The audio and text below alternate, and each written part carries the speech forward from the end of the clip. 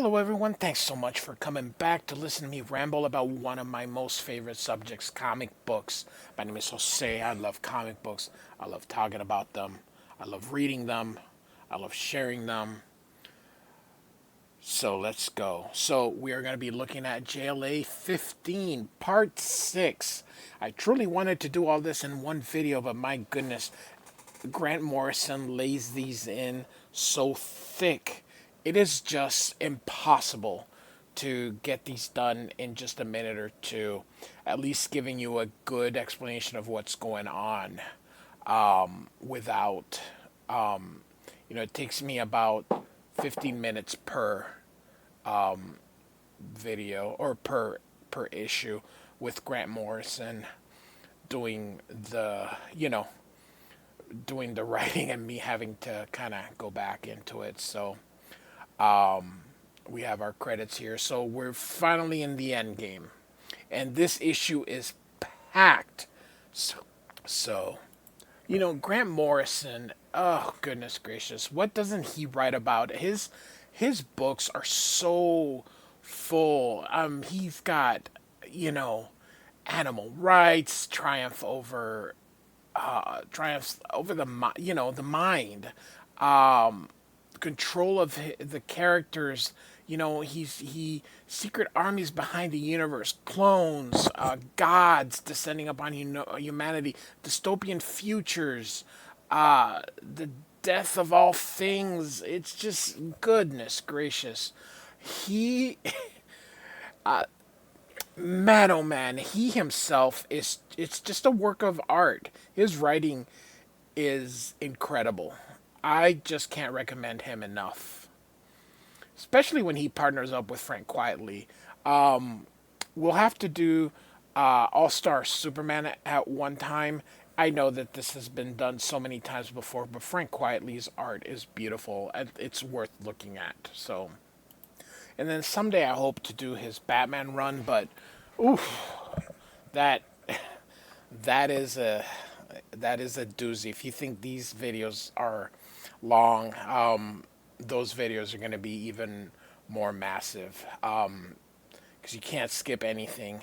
You have to start from the beginning and work your way all the way to the end. So, all right. So we are now in the year 85 271. So, woof.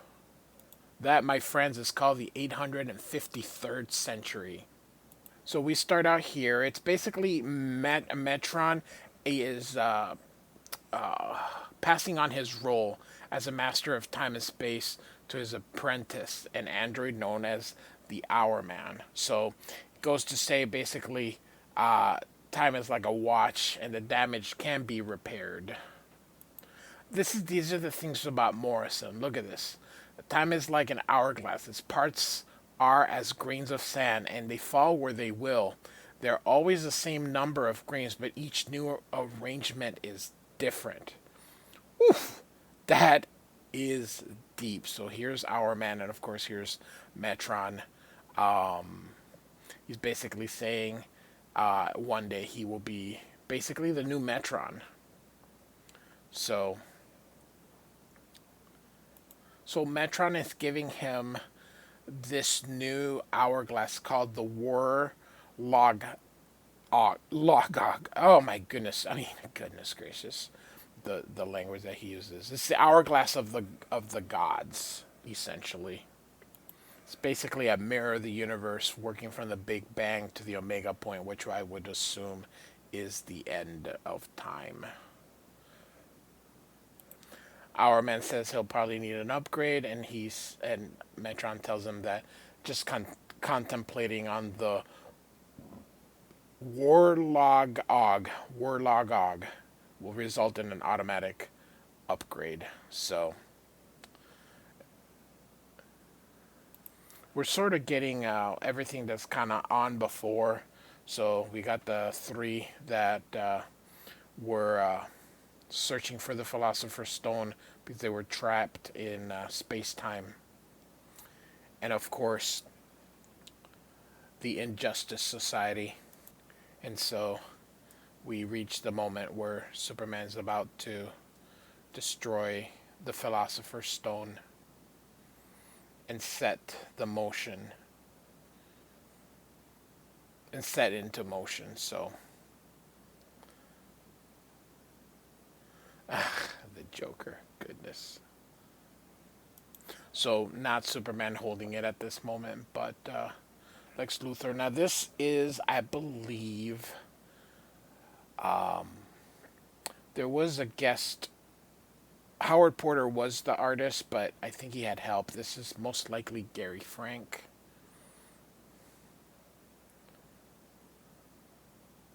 I know that Gary Frank and Greg Land all helped. So here's Aztec, and here's the Warheads, of course, where Luthor says that, he has to help him, which is what the gang, the Injustice gang, was waiting for, the destruction of the JLA. So basically, Luthor's wanting Aztec to surrender, and he's doing calculations in his head, and he says 12 warheads. It would take him 3.5 minutes.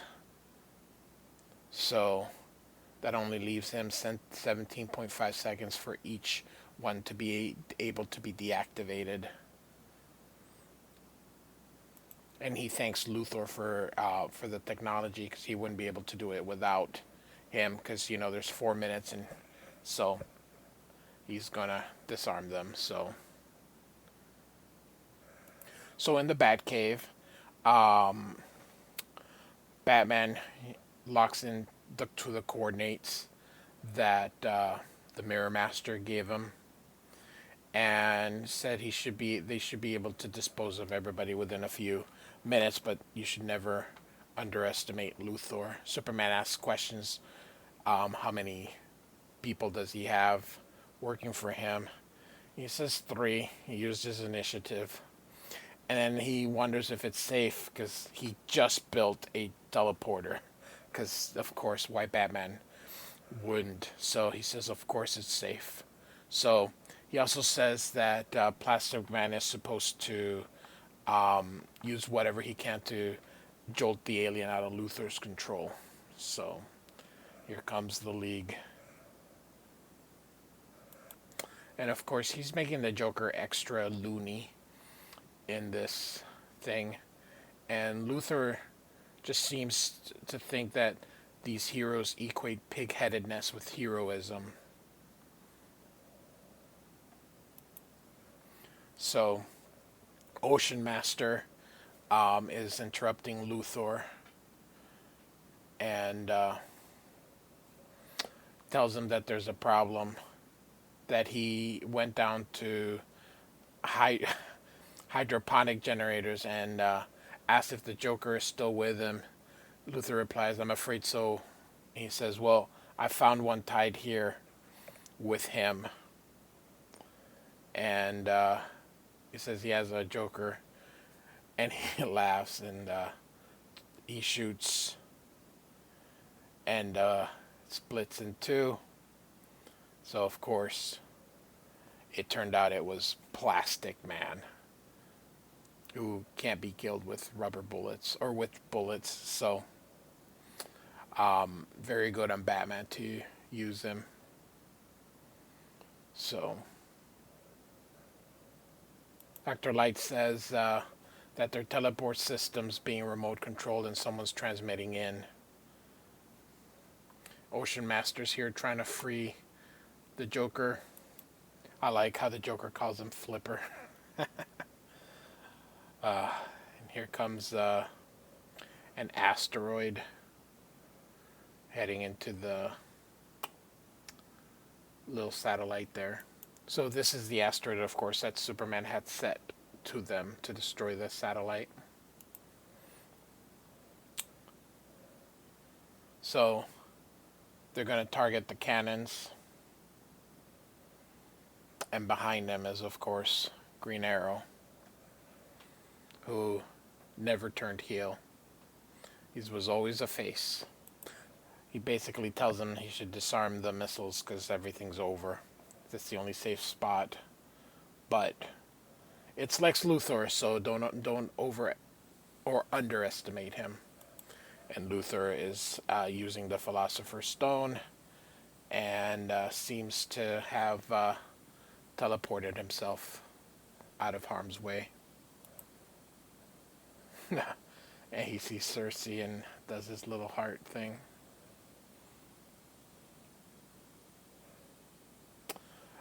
She tells Mirror Master to deal with Plastic Man, but he does not. And says he's out of there. Because, of course, he's taking Batman's money. And this great panel here, this splash page, or almost a splash page, especially Superman there. Let's not make this difficult. So, again, they ask Mirror Master to help, but he says he got a better offer. Luthor says he'll double whatever they're paying. He says, no, not this time. I sold my soul once, not again. Superman tells him to keep his hands where he can see him. And Superman tells him all the good things that you can get with money, like hard-hitting light hologram storage tanks. And Dr. Light, of course, presses a button. And here comes the evil Justice League.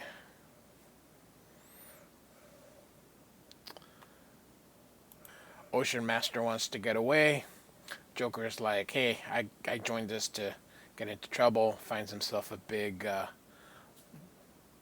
blaster here to go do some damage. Of course, Plastic Man's hitting on Cersei. And she's had enough of him and took him down. Superman is letting Luthor know it's over. Look at him turning into a pig and attacks.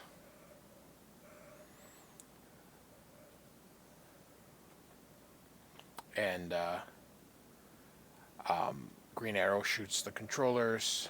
They're deactivating the Revenge Squad. He's yelling at Mirror Master for help, but Mirror Master, of course, is gone. And Plastic Man's being Plastic Man. So I'm glad I broke up the videos, because this is a double-sized issue, so... Alright. So Dr. Light is not powerless, and he's going to take control of Superman's energy form. And he's going to bounce it off the satellite as basically as transmission. So he grabs Superman here. So, you know, he's pretty powerful himself, so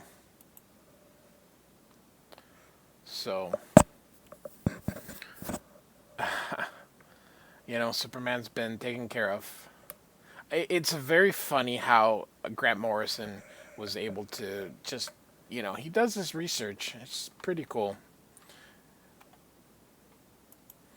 Of course, Plastic Man's still hitting on Cersei. So, it's night, so they're using these contact lenses that have basically night vision. So, they can't see, but he feels something, so he kicks.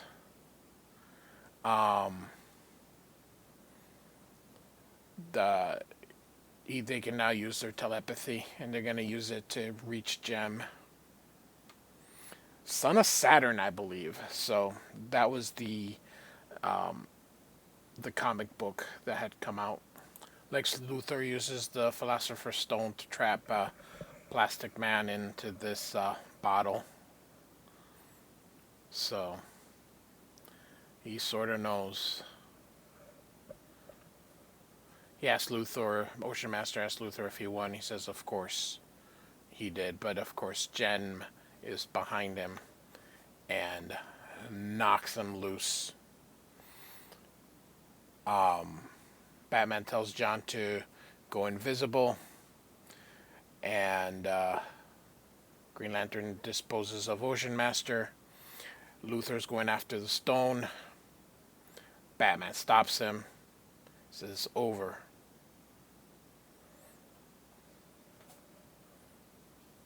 Superman is rebuilt. They tell Luthor to disarm the weapons and that he's going first. So that's one way to get him to do it. So,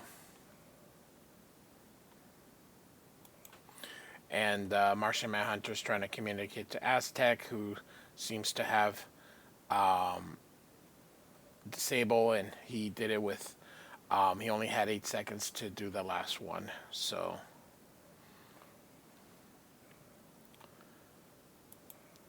And he's talking with Gem, Plastic Man, but he's shot from behind, most likely by the Joker. But Plastic Man takes care of him, so. And it looks like he turns into the Joker again. Luthor is just so smart. He says, that the stone is thought controlled. And, Superman's about to destroy it, which is how we ended up last issue. And we hear this sound, just like last issue. And then John Jones stopped him, burning his hands. He says he received a telepathic alarm from Green Lantern, and they told him basically what happened. So Superman did not destroy the stone. Green Lantern then tells him again if he does it, Darkseid takes over the Earth. So they help Gem and carry him out.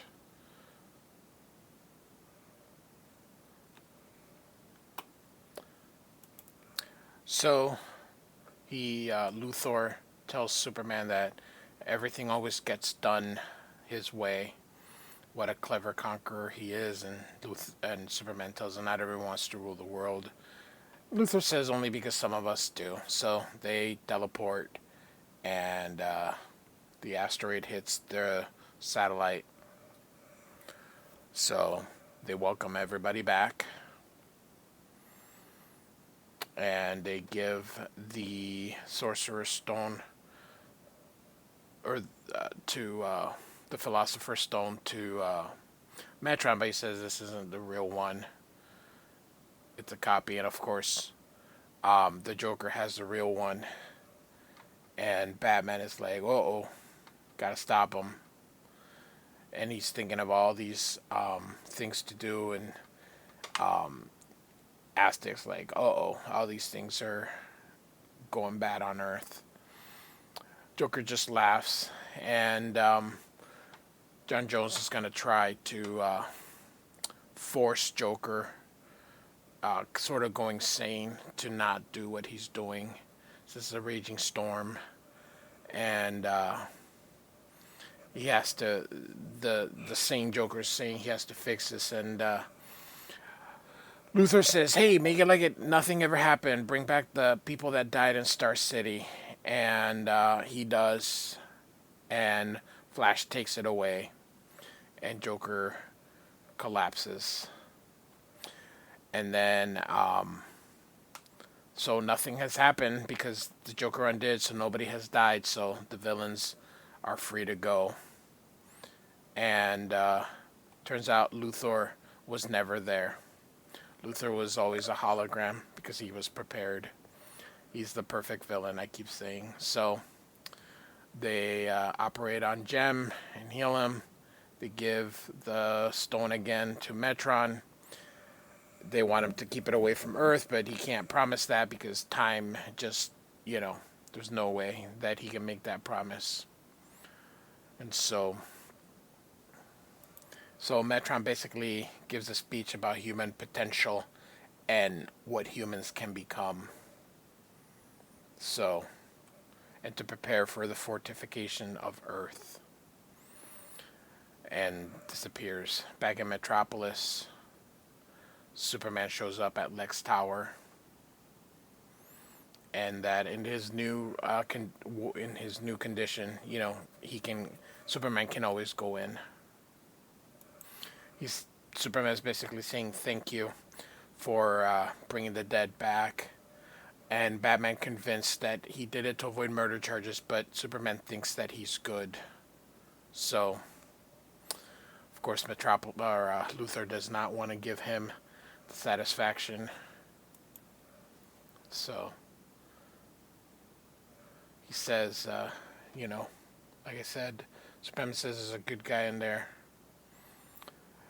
Luthor is something else. So, this is sort of like the Lord of the Rings. Like, how many endings can we have? But here we still are. Green Arrow doesn't think he belongs in the League just because of the scope of the type of fights that the leagues are in. Of course, Aztec doesn't feel better either because Aztec is not just an experience, but because Luthor paid for all his stuff. So I don't know what these chairs are, if this is supposed to be the Metal Men or not, but I don't know why the chairs are like that. So Aztec says he's quitting the League. Aztec says he's been compromised by Luthor. Doesn't know what if his equipment works the way it should. Green Lantern says, they should be celebrating. So we end with Metron here. So Metron finishes the story telling how he dropped out of real space in the red powered through a series of short-lived possibilities, curved around to view Darkseid on the source wall. So,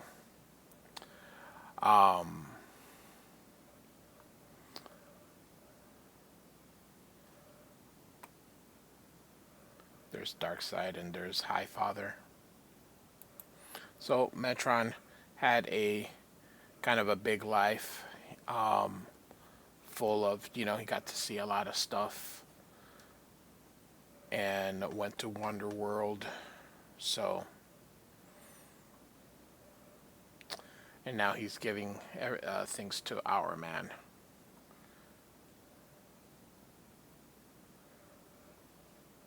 And basically names Our Man his successor.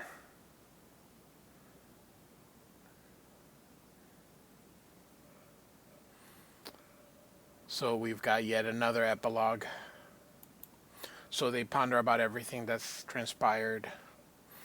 Batman says, you guys have heard my suggestion. And Superman is the deciding vote. And he says, well, we're all in agreement.